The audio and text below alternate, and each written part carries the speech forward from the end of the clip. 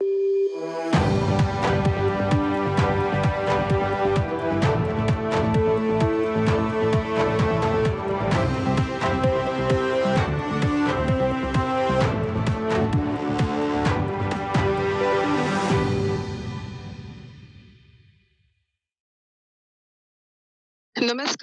सत श्री अकाल, अस्सलाम वालेकुम, गुड इवनिंग, द्वारशाही मरहबा। सत्य सनातन परिचर्या के गीता सुगीता कार्यक्रम में आप सभी दर्शकों का स्वागत है।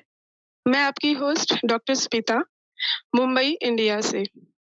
सबसे पहले मैं अपने भगवान सद्गुरु संत शिरोमणि सैयदी यूनुस अलगोहर जी के चरण कमलों में भगवान श्री राम की जन्मभूमि से कोटि कोटि वंदन करती हूँ। तत्पश्चात अलरा टीवी से जुड़ी सभी दिव्य आत्माओं को मेरा प्रणाम।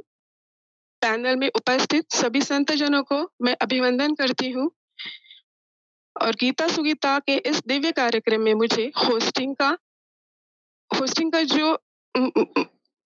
के लिए जो मुझे सौभाग्य प्राप्त हुआ है, उसके लिए मैं सद्गुरु सैयदी यूनुस अलगोहर जी का बहुत आभार व्यक्त करती हूँ।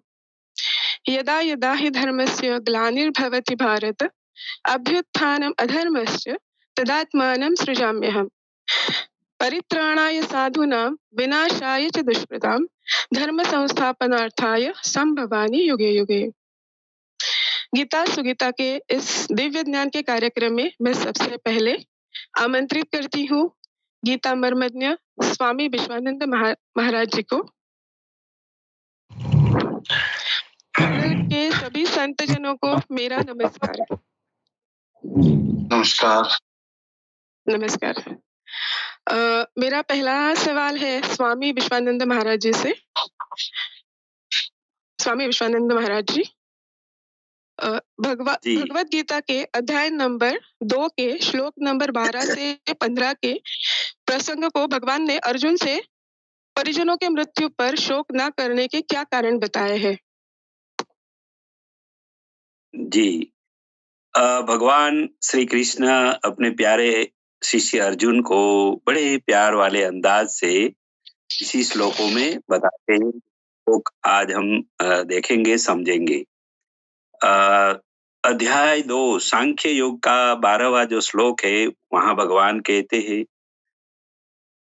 न त्वेवाहं जातु नासं न त्वं नेमे जनाधिपा न चैव न भाविष्याम सर्वे वयमतः परम्।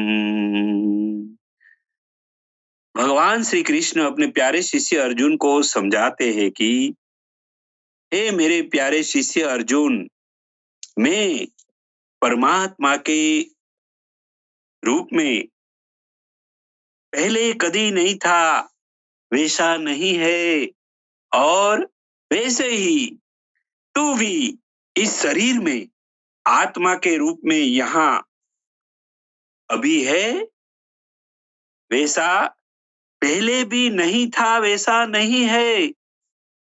ये दोनों पक्ष में, असुर के पक्ष में नाभि कमल के क्षेत्र में जो दुर्योधन, असुर के पक्ष में जो जितने भी नाभि के क्षेत्र वाले जो सब योद्धाए, और तेरे साथ हृदय और हृदय के ऊपर में जितने भी तेरे साथी बन के जो कैरेक्टर्स है, इस धर्म क्षेत्र में जितने भी योद्धाए तेरे साथ देने वाले हैं, ये सब भी पहले कभी नहीं थे, वैसा नहीं है।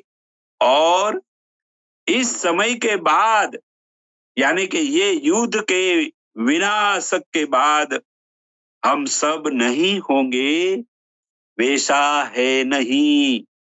आप सब आत्मा के रूप में यहाँ, और मैं परमेश्वर के रूप में अभी तो तेरे साथ में दिल में यहाँ आया हूं, यहाँ परमेश्वर के रूप में हम सब हमेशा हमेशा कायम रहते हैं। हम कभी नष्ट होते ही नहीं है, वैसा तो समझ ले। वैसा कृष्ण भगवान अपने प्यारे शिष्य को समझा रहे हैं। आगे 13वां अध्याय में समझाते हैं, देहिनो अस्मिन् यथा देहे कौमारं यौवनं जरा तथा देहान्तरप्राप्ति धीरस्तत्र नुमुह्यति। जैसे शरीर धारण करने के बाद हम सबको शरीर में बाल्यावस्था, युवावस्था और वृद्धावस्था प्राप्त होती रहती है, वैसे ही सब शरीरधारियों को दूसरे शरीरों की प्राप्ति होती रहती है। धीरजवान मनुष्य उसमें यानी कि शरीर और शरीरों के संबंधों में मोहित होते ही नहीं है।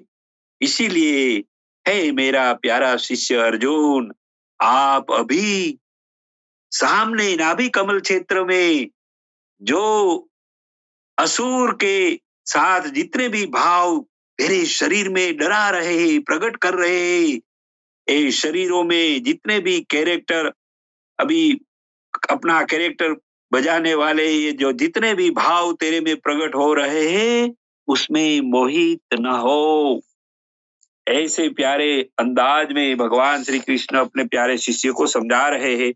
आगे 14वां श्लोक में मात्रा स्पर्शास्तु कौन्तेय शीतोष्ण सुख दुःखदा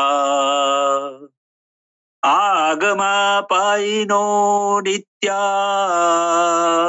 स्तां स्थितिक्षस्व भारत।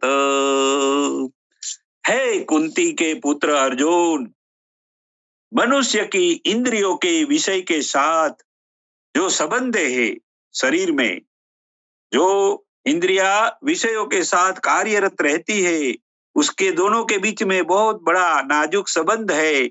वे सब संबंधों से मनुष्यों को शीतलता, उष्णता, कभी दुख, कभी सुख, ये सब इंद्रिया विषय देने वाले हैं। ये दोनों प्रकार के अनुभव होते हैं, फिर ये अनुभव चले भी जाते हैं। ये सब भाव अनुभव आने और जाने वाले हैं, ये ऐसे स्वभाव वाले हैं और वो अनित्य है, वो नित्य नहीं है मेरे वत्स। हे मेरे प्यारे शिष्य अर्जुन, हे भारत, ये सब प्रकार के भावों को आप सहन कीजिए, उसमें ही तेरा कल्याण है। आगे 15वां श्लोक में भगवान श्री कृष्ण समझा रहे हैं, यम हीन व्यस्तयन्त्येते पुरुषं पुरुषर्भ समदुःख सुखं धीरं सो अमृत्वाय कल्पते। हे पुरुषों में श्रेष्ठ, हे मेरे प्यारे अर्जुन, जो मनुष्य अपने जीवन में ये आने वाले सब प्रकार के सुख और दुख को समान रूप से मान के स्वीकार कर लेते हैं, वैसे धीरज वाले पुरुषों को फिर ये इंद्रियों के विषयों के साथ जो संबंध है वो व्याकुल कर नहीं पाते हैं। तब वैसा मनुष्य आत्मा अमरत्वता को प्राप्त कर लेते हैं और ये अमरत्व को प्राप्त करने के लिए समर्थ यानी के लायक बन जाते हैं। तो हे मेरे प्यारे वत्स, तू भी इस बात को समझ के अभी तू ये असुर की सेना को मारने के लिए तू युद्ध में खड़ा है, युद्ध के मैदान में खड़ा है। तो ये नीचे से नाभि कमल से जितने भी ये भाव प्रकट हो रहे हैं, ये सब सुख और दुख देने वाले हैं और कायमी नहीं है। तो उस भावों में तू शोक मत कर, उसको हराने के लिए यहाँ से सिमरन करके नूर पैदा करके उसको नष्ट करने के लिए तू समर्थ और शक्तिशाला हिम्मत वाला बन के युद्ध करने के लिए तैयार हो जा।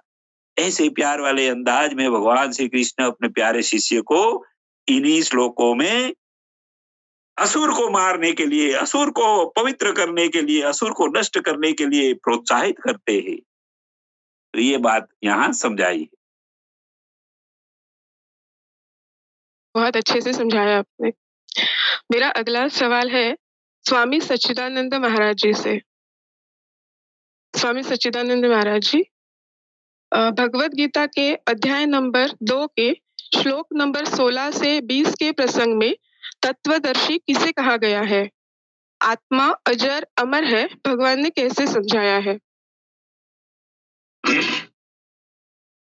आप सभी का सादर स्वागत और अभिनंदन है। इन श्लोकों में सत्य और असत, प्रकृति और पुरुष, नित्य और अनित्य के विषय में ही भगवान श्री कृष्ण ने समझाया है। 16वें श्लोक में नासतो विद्यते भावो ना भावो विद्यते सतः। असत विद्यमान नहीं होता, उसका कोई आधार नहीं है, वह रोका नहीं जा सकता, और सत्य का तीनों कालों में कभी अभाव नहीं है।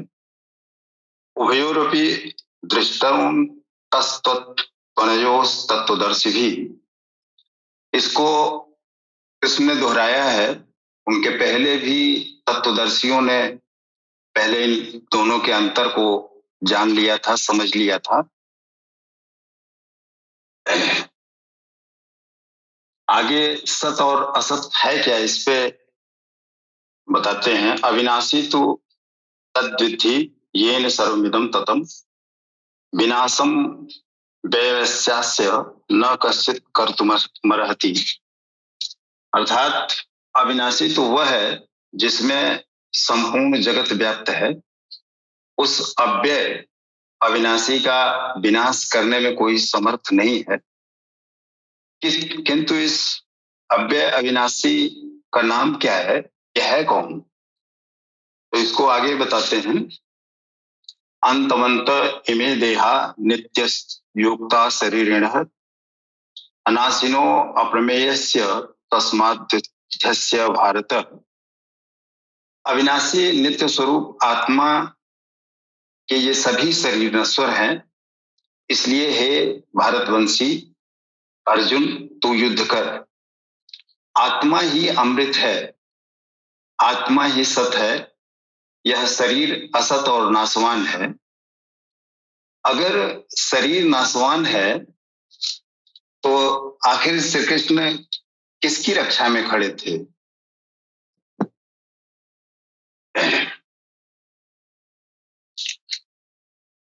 स्पष्ट सी बात है, उस शरीर की तो कतई नहीं जो नाशवान है, क्योंकि कृष्ण ने 13 अध्याय 3 के 13वें श्लोक में भी कहा है कि जो केवल शरीर के लिए श्रम करता है वह मूढ़ बुद्धि है। वस्तुतः अनुराग ही अर्जुन है, और अनुरागी के लिए इष्ट सदैव रथी बनकर साथ रहते हैं और सखा की भांति मार्गदर्शन करते हैं। आप शरीर नहीं, शरीर तो आवरण है, उसमें रहने वाली अनुरागी आत्मा हैं आप। शरीरों का अंत कभी नहीं होता, एक छूटेगा दूसरा धारण हो जाएगा। इससे छुटकारा तो तब मिलेगा जब संस्कारों से छुटकारा मिल जाए, लेकिन शरीर संस्कारों के आश्रित है और संस्कार मन पर आधारित है, इसलिए सर्वथा मन का भी निरोध होना आवश्यक है। अगले श्लोक में कहते हैं कि न जायते यह एन वेत्ति हंतारम यश्चैनम मन्यते हतम उभौ तो न विजानीतो नायम हंति न हन्यते। यह जो इस आत्मा को मारने वाला समझता है या जो मरने वाला समझता है, वो दोनों आत्मा के स्वरूप को नहीं जानते, क्योंकि यह आत्मा न तो मारता है और ना ही मरता है।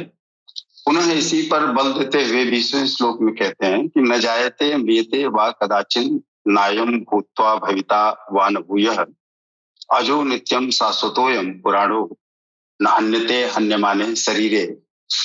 यह आत्मा न तो किसी काल में जन्मता है और न मरता है, क्योंकि वो वस्त्र ही तो बदलता है। यह तो नित्य है, शाश्वत है, अव्यय है, अविनाशी है। यही सत्य और पुरातन है, सनातन है। आत्मा परब्रह्म का पर्यायवाची है। कहने का आशय ये है कि हम आत्मा के उपासक हैं। यदि आप इस आत्मिक पथ को नहीं जानते तो आपके पास शाश्वत सनातन नाम की कोई चीज नहीं है। सनातन धर्मी नहीं है। सनातन के धर्म के नाम पर किसी कुरीति के शिकार हैं। देश विदेश में मानव मात्र में आत्मा एक जैसी ही है, इसलिए विश्व में कहीं कोई आत्मा की स्थिति दिलाने वाली क्रिया की जानता है और उस पर चलने का प्रयास रत है, तो वह सनातन धर्मी है, चाहे वो अपने को ईसाई, मुसलमान, यहूदी या कुछ भी कह ले। इन सभी श्लोकों में केवल सत और असत, प्रकृति और पुरुष का ही चर्चा है। युद्ध इन्हीं में है।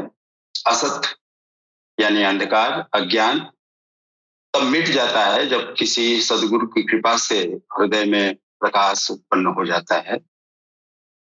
तो केवल प्रकृति और पुरुष, सत और असत, ज्ञान और अज्ञान, इन्हीं विषयों को इन श्लोकों में समझाया है भगवान कृष्ण ने। जी जी, बहुत बहुत शुक्रिया स्वामी जी।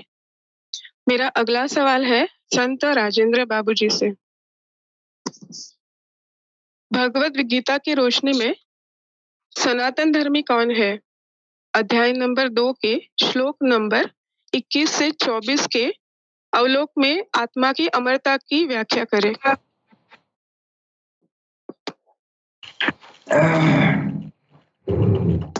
सबसे पहले हम अपने वरिष्ठ संत जनों को सर नवाकर नमन करता हूं। तत्पश्चात बहन जी ने जो सवाल किया है, अभी हमारे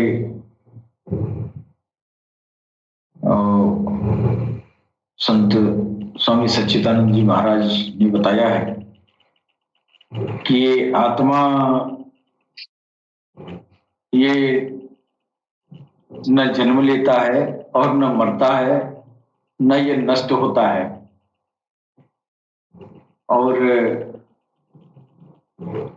इन सिद्धांतों पर चलने वाला वास्तविक सनातनी है।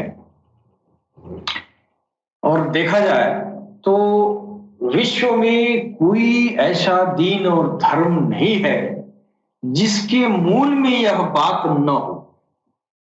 मतलब सारे दीन धर्म, जो भी पेशवा, पैगंबर, अवतार, नबी, रसूल जो भी आया, उनके शिक्षाओं के मूल सिद्धांत ये आत्मा और परमात्मा ही है। तो ये आत्मा और परमात्मा के बारे में जो अध्ययन, जो अन्वेषणात्मक तथ्य अवतारों ने पेश किया, दरअसल वो ही सनातन है। और इस हिसाब से देखा जाए तो हमारा जो है ये सनातन के अलावा ईसाई, मुसलमान, यहूदी, ये जो भी दीन है, इस सबके मूल में सनातन ही है। इसलिए कि सबकी शिक्षाएं आध्यात्मिक शिक्षाएं, और अध्यात्म का मतलब ही होता है अध्यात्म। अध्यात्म का अगर संधि विच्छेद किया जाए, इसमें दो शब्द आते हैं। एक अध्याय से मतलब है अध्ययन, और आत्मा, आत्मा से आत्मा है। यानी एक अर्थ ये भी लगाया जा सकता है, हो सकता है कि इसका और भी लोगों ने विशद विवेचन किया है, लेकिन मेरे नजर में पहला दृष्टिया अध्यात्म का मतलब यही समझ में आता है कि इस आत्माओं के बारे में जो स्टडी आदमी करता है, जो खोज करता है, जो इसके बारे में जो है जानकारियां रखता है, वो अध्यात्म का राही है, वो अध्यात्म पर चलने वाला है। और ये ऐसे ही लोगों को जो है सनातनी कहते हैं। अब यही चीज तो इस्लाम में भी है। इस्लाम में भी जो रूहानी जो शिक्षाएं थी, उन शिक्षाओं में आत्माओं पर ही जोर दिया गया है। आत्माओं का और भी जो है एडवांस स्तर पे उसकी व्याख्या पैगंबर साहब ने किया है। जैसे कुरान में जो है, यहाँ हमारी गीता में एक आत्मा की बात हो रही है, लेकिन आप कुरान में उठाइए तो वो भी तो ईश्वर प्रदत्त किताब है। उस किताब में भी जो है आप कल्बरू, श्री, खफी, अफा, अन्ना, ये नफ्स और ये इन सब बातों का जिक्र है। और इसमें जो है रूहे जमादी, रूहे नवाती, रूहे हवानी और ये क्या क्या जो है ये समावी रूह और ये जो है आसमानी रूह, सेलेस्टियल टेरेस्ट्रियल सोल्स का जिक्र हुआ है। तो कहने का मतलब यह है कि बात वही से शुरू हो रहा है हमारे गीता से, और लास्ट में जो दीन आ रहा है बस उसी पर आधारित, उसी आत्मा परमात्मा के गुण धर्म पर का अध्ययन किया जा रहा है और उसी पर अपना किया जा रहा है। तो कुल मिला जुला के मूल रूप से सारे धर्मों के मूल में सनातन है। यानी जो भी रूहानियत के रास्ते पर चलने वाला इंसान है, जो भी अध्यात्म के रास्ते पर चलने वाला इंसान है, जो आत्मा की स्थिति जो है, ये जो है दिलाने वाली क्रिया, जो योगी क्रियाएं हैं, इन सब क्रियाओं को जानने वाला व्यक्ति जो है दरअसल वास्तविक सनातनी है। और सारे धर्मों के मूल में यही है, आत्मा और परमात्मा के विषय में ये जो है इसकी जो है एक से एक प्रगत जानकारियां हर धर्म में आता रहा। अब चूंकि सनातन की जब शुरुआत हो रही है तो आत्मा और परमात्मा की संपूर्ण जानकारी, संपूर्ण जो ज्ञान है, ईश्वर ने पहले ही नहीं रख दिया, क्रम से रखा। इसीलिए इसी क्रम की वजह से तो पुनः धर्मों का आना हुआ कि इस आत्मा और परमात्मा का जो ज्ञान है, एक से एक आने वाला जो अवतार है, या अंबिया होगा या मुर्शिल होगा, इन आत्माओं की बहुत ही प्रगत जो है जानकारियां लोगों को देगा। अब जैसे सनातन धर्म के हमारे जो पैगंबर हैं, वो जो है ये मनु और शत्रुपा कहा जाता है। मनु, जिसको शंभु मनु कहा गया है, जो स्वयं पैदा होने वाला, ऐसा इंसान जो स्वयं पैदा होने वाला। तो इससे पता चलता है कि स्वयं पैदा होने वाला एक इंसान आदम सफीउल्लाह की बात की जा रही है। वो स्वयं पैदा होने वाला जो मनु महाराज थे, जो शंभु मनु थे, वो हो न हो वही आदम सफीउल्लाह है। और इस अध्यात्म का, इस सनातन का जो है ये शुरुआत वहां से हो रही है, हजरत आदम सफीउल्लाह से। तो हजरत आदम सफीउल्लाह यानी स्वयंभू मनु हमारे सनातन की नींव रख रहे हैं और वहां से आत्मा के ज्ञान की शुरुआत कर रहे हैं। और उस आत्मा का ज्ञान जो है ईश्वर के तरफ से एक सीक्वेंस में आने वाले अवतारों को एक से एक उस आत्मा परमात्मा की जो एडवांस ज्ञान है, इल्म है, उसको अता कर रहे हैं, ईश्वर की तरफ से अता की जा रही है। और धीरे धीरे आके वो इल्म पूरा हो रहा है यहाँ जो है ये मोहम्मद साहब के ऊपर। यहाँ आके इल्म की, ये ज्ञान की ये पराकाष्ठा यहाँ आके रुक रही है। लेकिन जब मोहम्मद रसूलुल्लाह आ गए तो फिर कह रहे नहीं, मेरे बाद भी एक ऐसी हस्ती आएगी जिनका नाम मोहम्मदी होगा, और वो जो आत्मा और परमात्मा का ज्ञान जो दुनिया में देंगे, वो ज्ञान जो है उनकी शुरुआत मेरे ज्ञान यानी उरूज पर उत्कृष्ट ज्ञान जो मैंने लाया है, इस ज्ञान से उनकी शुरुआत होगी। तो कुल मिला जुला के सनातन शुरू हो रहा है वहां से, आदम और शत्रुपा से, मनु और शत्रुपा से। और यहाँ मोहम्मद रसूलुल्लाह भी आगे इशारा कर रहे हैं, जो आज गौहरशाही के रूप में हम लोगों ने इमाम मेहदी को पहचाना है। और वो सनातन का इल्म आज सारी इंसानियत के बीच, सारे धर्म के लोगों के बीच उस सनातन को आप पहचान करा रहे हैं कि देखो सनातन वही है जहां से तेरा शुरुआत हुआ, और जो काम तुम्हारा है दरअसल ये काम सनातन का है। सनातन तुम भी हो, सनातन वो भी है। अंतर क्या है कि तुम्हारे जीने खाने का नियम कानून ईश्वर की तरफ से उन लोगों से कुछ अलग बन गया। क्यों? तो परिस्थितियों के और भौगोलिक कारणों की वजह से इंसान का जीवनचर्या, जो जीवन यापन का जो तौर तरीका है, वो भौगोलिक कारणों से ईश्वर की तरफ से अलग अलग हो गए। अब अलग अलग जीने खाने का तरीका है, लेकिन मूल में सिद्धांत हमारा वही है जो इस्लाम में है, वही सनातन में है। दरअसल आज जितने भी भगवान की राह में चलने वाले, अध्यात्म के राह में चलने वाले, भले वो साधु हो या संत हो या ऋषि हो या महर्षि हो या वली हो, सब के सब उस सनातन को ही फॉलो करने वाले हैं। और आज कहा गया है कि कल्कि अवतार सनातन की स्थापना करेंगे, सनातन धर्म की स्थापना। आज वो बात समझ में आ रही है कि वही अध्यात्म जो स्वयं मनु से शुरू हुआ, आज सरकार गौरशाही हर इंसानियत के दिल में पहुंचा रहे हैं। यानी सनातन की पुनर्स्थापना की जा रही है। आज जितने भी इंसान जिस भी धर्म में अगर रूहानियत में चलते हैं तो दरअसल वही सनातन धर्मी हैं। इसके अलावा बहन जी ने बताई है कि यह जो है श्लोक नंबर अध्याय 2 का श्लोक नंबर 22, 21, 22, 23 के आलोक में बताने के लिए, तो मैं इसके बारे में भी कुछ चर्चा करना चाहूंगा। जैसे श्लोक नंबर 22 अभ्यास 2 का है कि वासांसि जीर्णानि यथा विहाय नवानि गृह्णाति नरोपराणि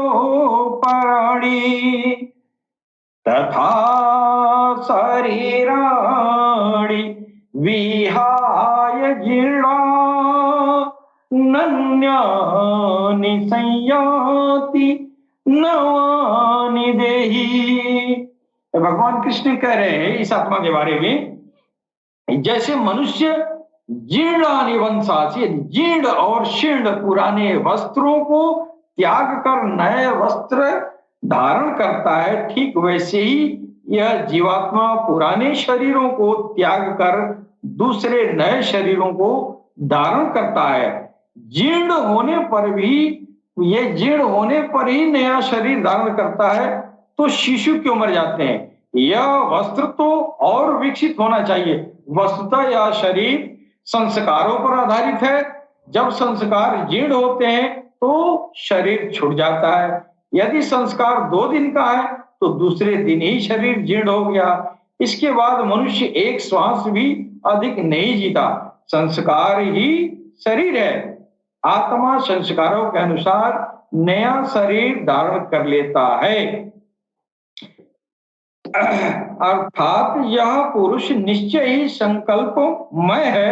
इस लोक में पुरुष जैसा निश्चय वाला होता है, वैसा ही यहाँ से मरकर जाने पर होता है।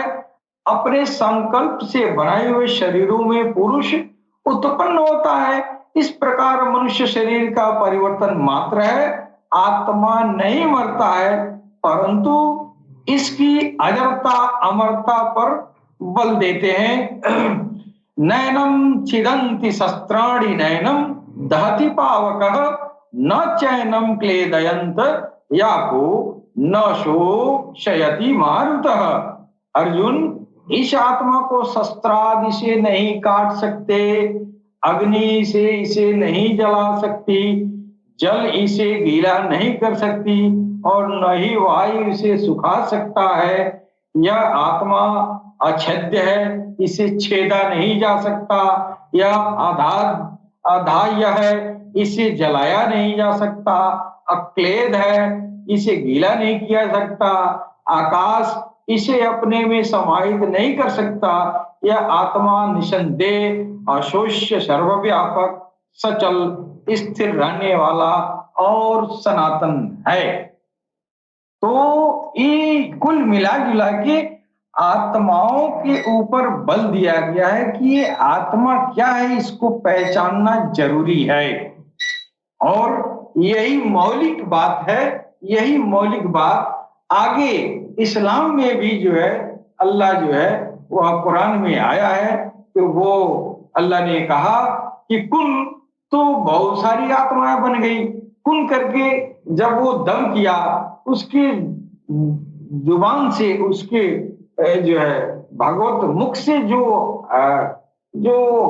सांसें निकली कुन कहने में, उनसे जो नैनो पार्टिकल्स निकले वो ईश्वर के अंदर से निकले, वही रूह का, वही आत्मा का स्वरूप धारण किए।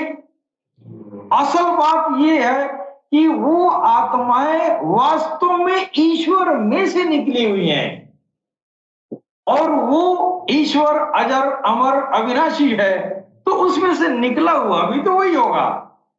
तो इन चीजों की आत्मा और परमात्मा का ज्ञान हासिल करने वाला, इसकी विशेषता जानने वाला और आत्मा को परमात्मा के पुनः मिलन कराने का जो रास्ता है, जो क्रियाएं हैं, वो आध्यात्मिक रूहानियत क्रियाएं हैं। इन क्रियाओं को करने वाला दरअसल वास्तव में सनातन धर्म ही है। इस लिहाज से हर दीन धर्म में दुनिया का सारा इंसानियत दरअसल उसका फंडामेंटल जो ज्ञान होता है वो सनातन होता है। सनातन परंपराओं के नाम को सनातन नहीं कहते हैं। सनातन इन आत्माओं की विशेषता, इसकी गुणवत्ता और इसकी रसाई, ये इसको जो है पुनः परमात्मा में विलीन करने की जो क्रियाएं हैं, ये सब जो है क्रिया सनातन है। इसके साथ ही हम अपनी वाणी पर विराम देंगे। बाजी, बहुत शुक्रिया, बहुत अमूल्य ज्ञान दिया आपने। मेरा अगला सवाल है स्वामी विश्वानंद महाराज जी से। आत्मा का अस्तित्व क्या है? भगवत गीता के अध्याय नंबर 2 के श्लोक नंबर 25 से 30 के संदर्भ में भगवान कृष्ण ने आत्मा के बारे में क्या बताया है? जी स्वामी जी। यहाँ भगवान श्री कृष्ण अध्याय 2 सांख्य योग में 25वें श्लोक में आत्मा के बारे में आगे समझा रहे हैं। श्लोक नंबर 25 है, अव्यक्त्यो यमचिन्त्यो यमविकार्यो यमुच्यते तस्मादेवं विदित्वेनं नासु शोचितमसि। हे अर्जुन, यह आत्मा अव्यक्त होने से मनुष्य अपनी इंद्रियों से आत्मा को जान नहीं पाता है। यह आत्मा अचिंत्य होने से मनुष्य अपने मन से उसका चिंतन, यानी कि आत्मा को एक बार अनुभूति जब नहीं हो जाती है, अनुभूति के बिना उसका चिंतन नहीं कर पाता है। यानी कि एक बार अनुभूति आत्मा की सद्गुरु की चरण में जाके जब आत्मा की अनुभूति हो जाती है, बाद में तो मन से चिंतन कर सकता है, लेकिन जब तक आत्मा की अनुभूति नहीं होती है तब तक ये मन से चिंतन नहीं कर पाता है। और ये आत्मा संपूर्ण पवित्र, यानी कि उसमें कोई विकार नहीं है। इसीलिए ऐसा आत्मा को समझकर फिर आपके आत्मा और दोनों सेना में जो खड़े हैं उसके सबके शरीरों में वैसा ही अमर आत्मा है। इसीलिए ये आत्माओं के बारे में तू शोक जो अभी कर रहा है वो करने योग्य तू नहीं है। यानी कि शोक मत कर, युद्ध कर, युद्ध के लिए खड़ा हो जा, तैयार हो जा। आगे श्लोक नंबर 26 में अथः चैनम नित्य जातम नित्यं वा मन्यसे मृतम तथापि त्वं महाबाहो नेवं सोचितुमहर्षि। यानी कि आगे भगवान श्री कृष्ण 26वें श्लोक में कह रहे हैं कि हे अर्जुन, अगर तू ये आत्माओं को सदा जन्म लेने वाला और सदा मर जाने वाला है, ऐसा भी अगर तू मान रहे हो, फिर भी हे महाबाहो, शक्तिशाली भुजा वाले हे अर्जुन, तू इस रीति से ये सदा अमर रहने वाले ये आत्मा को मर जाएंगे वैसा समझ कर तू जो शोक कर रहा है ने, वे तेरे लिए योग्य नहीं है। इसीलिए ये आत्मा सदा अमर है वैसा तू समझ ले। यहाँ 27वें श्लोक में बताया जा रहा है, आजस्य ही ध्रुवो मृत्यु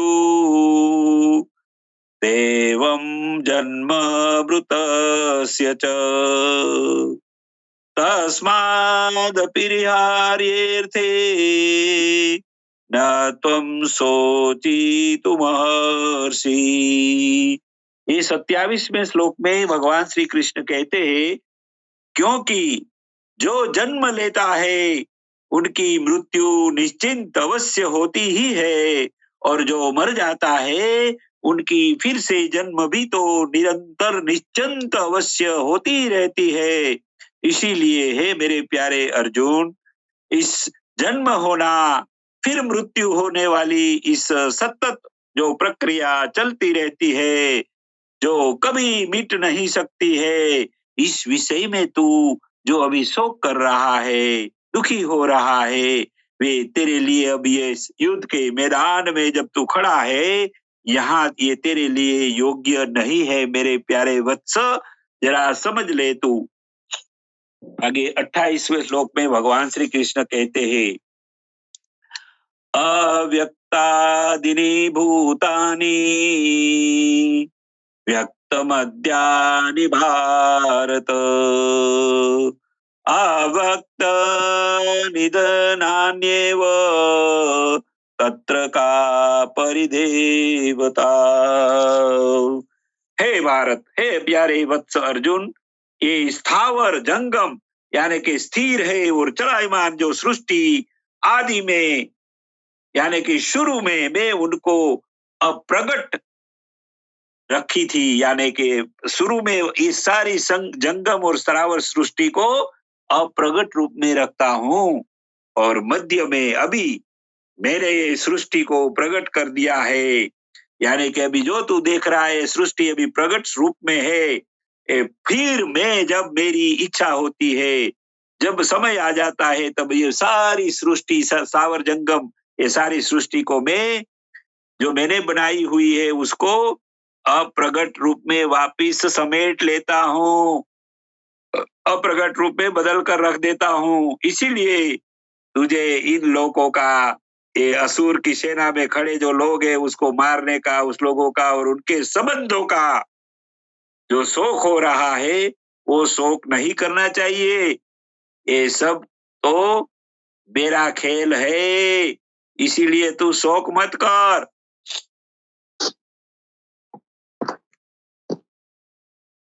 29वां श्लोक में कहते हैं, आश्चर्येऽप्यसयति कच्चिदेन माश्चर्यवद्वति तथैव चान्य आश्चर्येव चेन्नमन्य शृणोति श्रुत्वा येन वेदन चैव कच्चित्। यानी कि हे भारत, ये कोई लोग इस आत्मा को आश्चर्य जैसा देखते हैं, एवं दूसरे कुछ लोग इस आत्मा को आश्चर्य जैसा कहते हैं, और कुछ लोग इस आत्मा को आश्चर्य जैसा सुन के बैठ जाते हैं, और कुछ लोग तो आत्मा के विषय में सुनकर भी समझ नहीं पाते हैं। यहाँ हमारे प्यारे महान सदगुरु यूनुस अलगोर जी जैसा महान सदगुरु जी जो कल्कि भगवान रारियाज गोरसाई इमाम मेहदी सरकार की जो तालीम है उसमें आत्मा के विषय में जो तालीम समझाई जा रही है, वे समझने से ही लोग आत्मा को सच्चे रूप में समझकर दर्शन करके ये आत्म साक्षात्कार कर पाएंगे।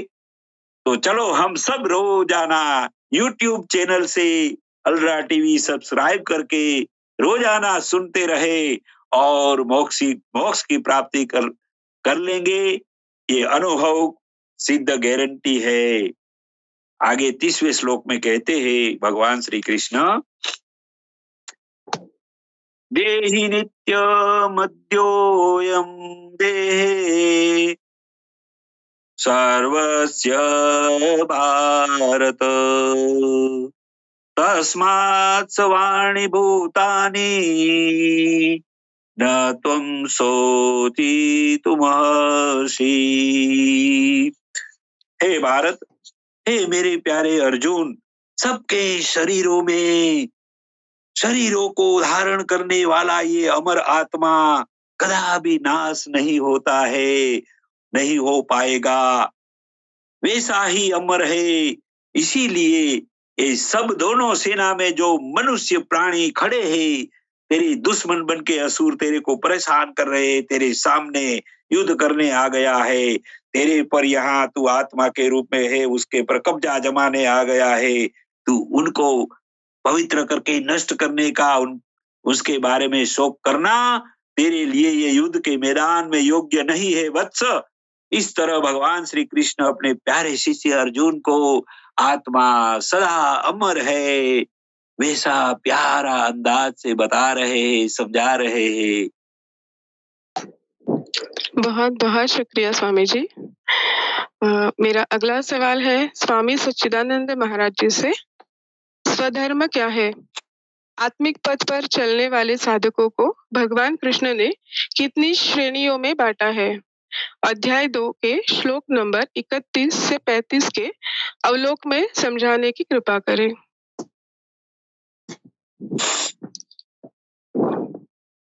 आत्मा ही एकमात्र धर्म है, नित्य है, सनातन है, शाश्वत है। इसके विषय में श्री कृष्ण बता रहे थे, लेकिन अब पहली बार स्वधर्म की बात कर रहे हैं। तो 31वें श्लोक में स्वधर्ममपि चावेक्ष विकम्पितुमर्हसि धर्म्याद्धि युद्धाश्रयो अन्य क्षत्रियस्य न विद्यते। स्वधर्म जानकर भी डरना या कांपना ये क्षत्रियों के लिए शोभा नहीं, तुम्हारे लिए योग्य नहीं, क्योंकि धर्म सम्मत युद्ध से बढ़कर अन्य कोई कल्याणकारी मार्ग नहीं।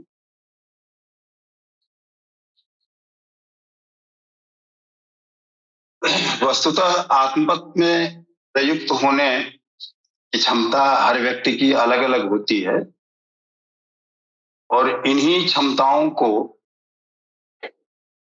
स्वधर्म कहा गया है। महापुरुषों ने इस स्वभाव की क्षमताओं के आधार पे इसको 4 वर्गों में बांटा है, शूद्र, वैश्य, क्षत्रिय और ब्राह्मण। तो प्रारंभिक अवस्था में तो सभी शूद्र होते हैं, पुनः जब कुछ संचय होता है पुण्यों का, संस्कारों से छुटकारा मिलता है और हम उस धर्म पथ पे, उस आत्म पथ पे आगे बढ़ते हैं तो वैश्य बनते हैं। और जब प्रकृति के सारे गुणों को, तीनों गुणों को हम समन करने की क्षमता पा जाते हैं तो उस स्थिति में हम क्षत्रिय साधक कहलाते हैं।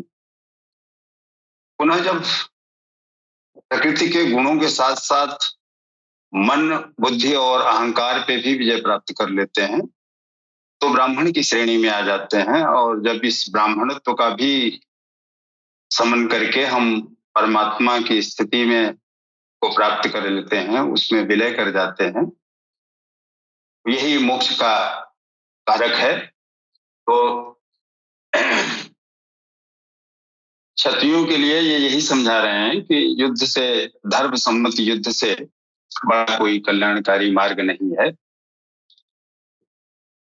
19वें श्लोक में, अरे 32वें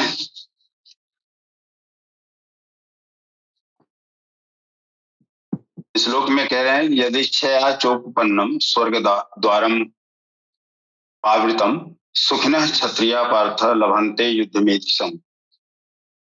पार्थिव शरीर को ही रथ बनाकर अचूक लक्ष्य भेदी अर्जुन स्वतः प्राप्त स्वर्ग के खुले द्वार रूपी इस युद्ध को भाग्यवान क्षत्रिय ही प्राप्त करते हैं।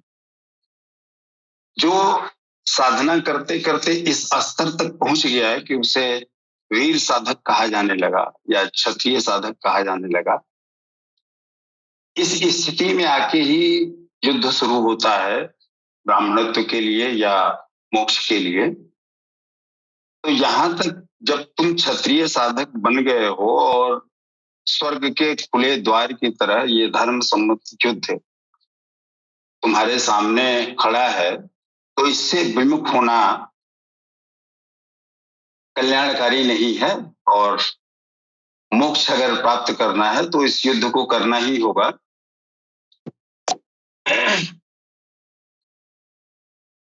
33वें श्लोक में कहते हैं,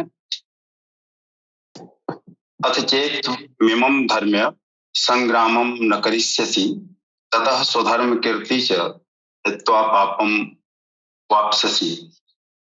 यदि इस धर्म युक्त संग्राम अर्थात परमात्मा में प्रवेश दिलाने वाले धर्म युद्ध नहीं करेगा तो स्वधर्म अर्थात स्वभाव से उत्पन्न संघर्ष करने की क्षमता, मतलब क्षत्रिय वीर साधक की स्थिति से तुम पुनः अवनत हो जाओगे, वैश्य बन जाओगे या शूद्र बन जाओगे और अपयश को, अपकीर्ति को प्राप्त करोगे।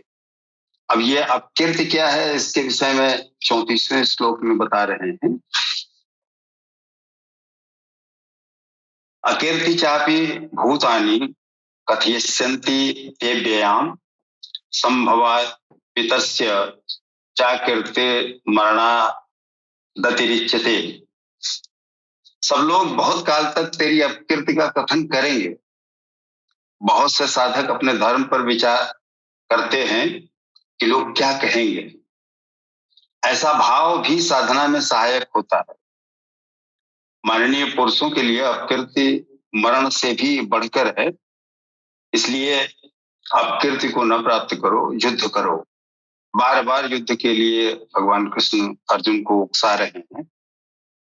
अगले श्लोक में कहते हैं कि भयाद्रणा दुपरत्तम मत्स्यन्ते त्वाम महारथा येषां च त्वं बहुमतो भूत्वा यस्यसि लाघवम।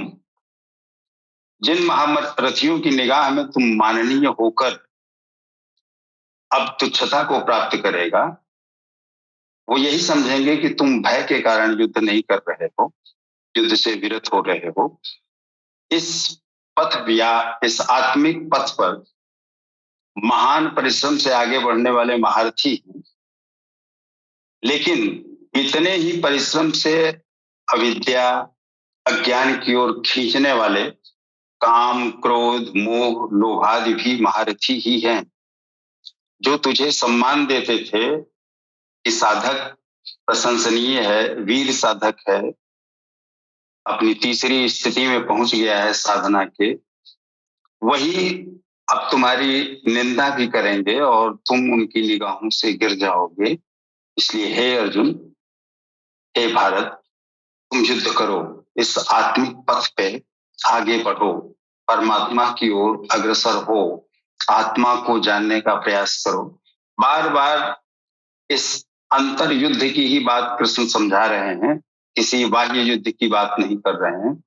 किसी कुरुक्षेत्र जो बाहरी है, किसी देश में किसी स्थान पे, उसकी बात नहीं कर रहे हैं, बल्कि इसी शरीर के अंदर जो अंधकार है, अविद्या है, जो प्रकृति है, जो संस्कार हैं, उनसे लड़ने की बात बार बार निरंतर कर रहे हैं। जी बहुत बहुत शुक्रिया। मेरा आगे का सवाल है संत राजेंद्र बाबू जी से।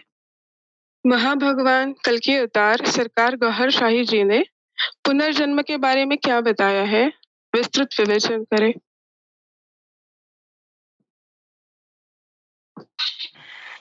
जी भाई जी, अभी थोड़ी देर पहले हमारे संतों ने चर्चा किया है आत्मा के ऊपर, आत्मा की अजरता, अमरता और आत्मा की जो विज्ञान है, इस पर जो है ये विशद चर्चा हुआ है। तो अभी आपने जो सवाल किया है, इन लोगों के वक्तव्य के रोशनी में और सरकार दोहरशाही की जो शिक्षाएं हैं आत्मा और परमात्मा के विषय में, वो बड़ा महत्वपूर्ण है। और इतना महत्वपूर्ण है कि इस पर जो है दो विभिन्न प्रकार के संप्रदायों के बीच जो यह जो है एक दूसरे का माखौल उड़ाया जाता है, इसका समाधान सरकार ने किया है।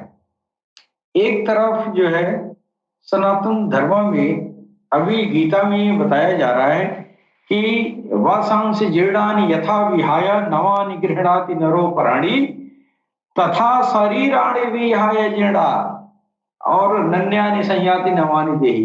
अब इसका ये जो है इसका जो वास्तविक इसका जो मतलब है, आम सनातन कहे जाने वाले तथा कथित लोग जिसके अंदर आत्मा परमात्मा का जो अध्यात्म में चलने वाला नहीं है, वो सनातनी नहीं है। दरअसल वो उसको जो है तथा कथित सनातनी कहा जाएगा। लेकिन वो सनातनी, वो जो योगी है, जो आत्मा और परमात्मा की इस विज्ञान को जानना चाहता है, जान रहा है, उसका ज्ञान हासिल कर रहा है, तो गीता की रोशनी में तो वही सनातनी है।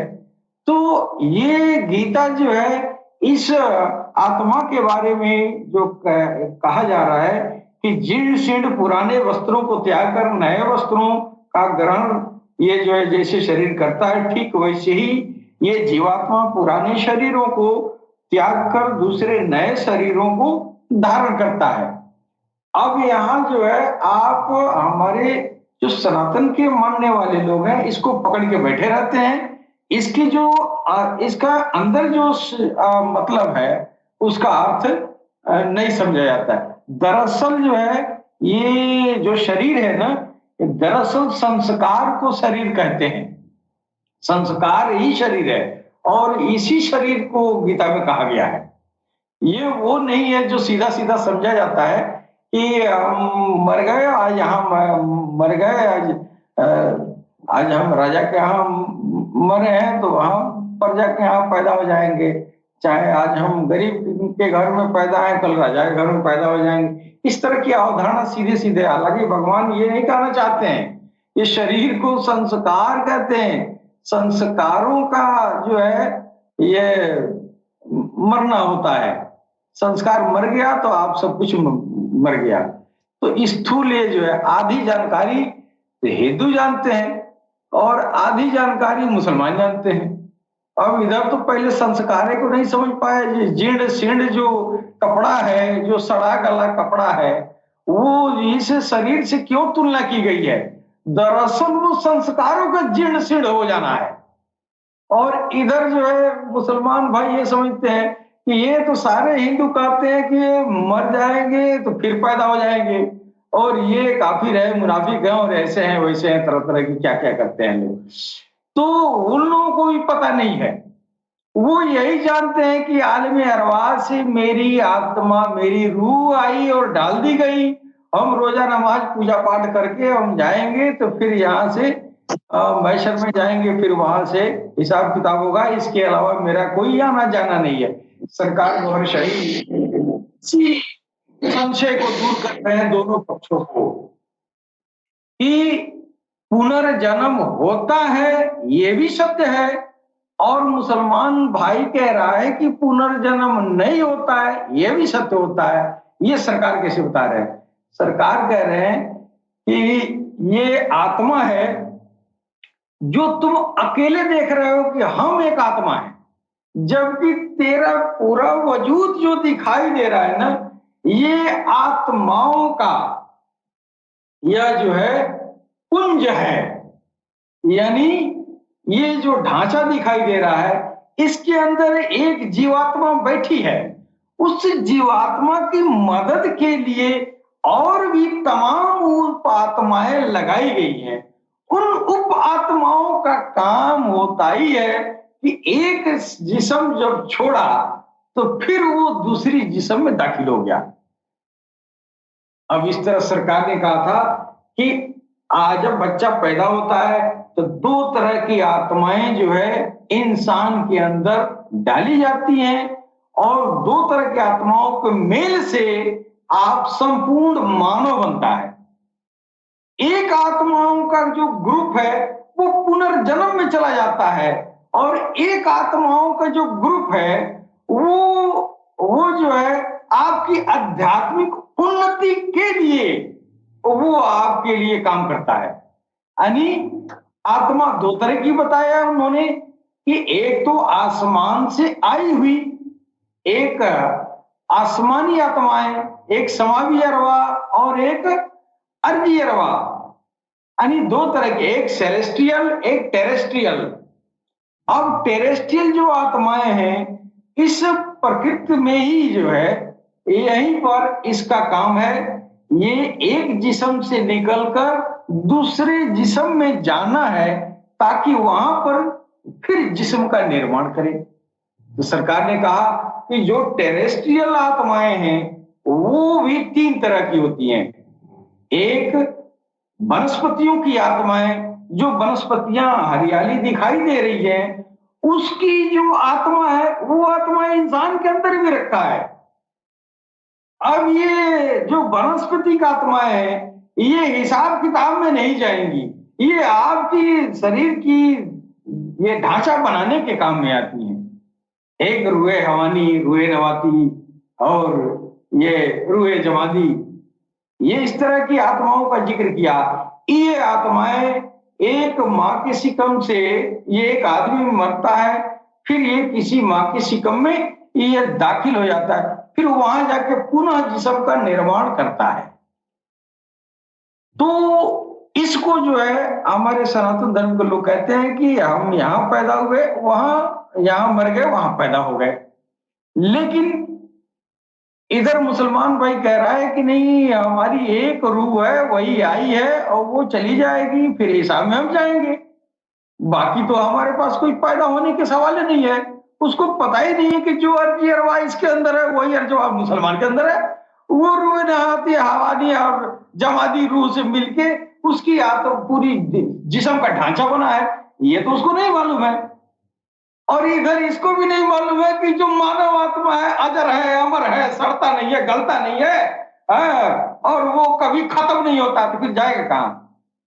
खाली दूसरे में पैदा होता है, खाली घूम घूम के यही रहेगा? नहीं, इधर घूमने वाली, इधर से उधर जिस्म में जाने वाली वो शरीर निर्माण की आत्माएं हैं, वो ढांचा बनाने वाली आत्माएं। लेकिन जो जीव आत्मा है जो कृष्ण से निकल के आई है वो न सड़ती है न गलती है, न वो जो है बिगती है, वो अजर अमर है। क्यों? अमर ईश्वर अमर है, अमर में से आया है अमर चीज, ये ईश्वर का अमर है, अमर के उनसे अमर को उनसे बना, इसलिए अमर भी है। तो ये आत्माओं का सरकार ने 2 ग्रुप बताया। वो दोनों ग्रुप जो है, एक आसमान से एक ग्रुप आता है और एक ग्रुप जो है इसी दुनिया में आता है। इस दुनिया से जो आत्माएं डाली जाती हैं, ये दुनिया वाली आत्माएं इसी शरीर से निकल के दूसरे शरीर में जाती हैं। ये पुनर्जन्म में भाग लेने वाली आत्माओं को अर्धी आत्माएं कही गई, जो अब तक किसी ने नहीं बताया। इस लिहाज से पुनर्जन्म तो सही है, इस लिहाज से हम पुनर्जन्म को इनकार नहीं कर सकते।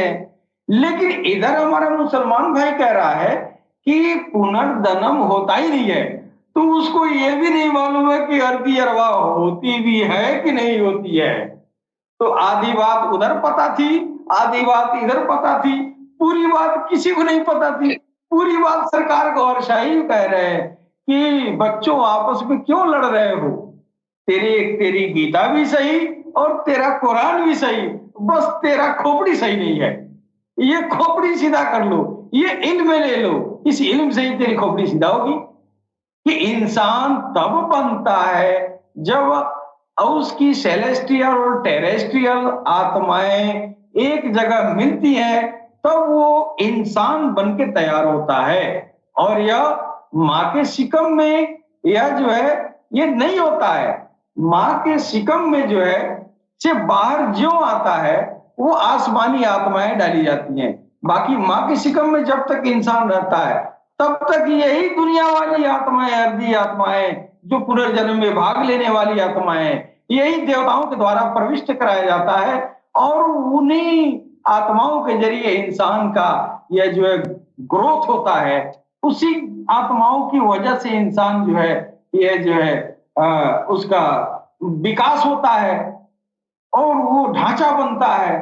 पुनः वो ढांचा जब माँ के शिकम से बाहर आता है तो कुछ सेकंड के अंदर ये जो है आसमान से आत्माएं ले आके डाल दी जाती हैं, जिसमें वो आत्माएं होती है जो जीवात्मा है।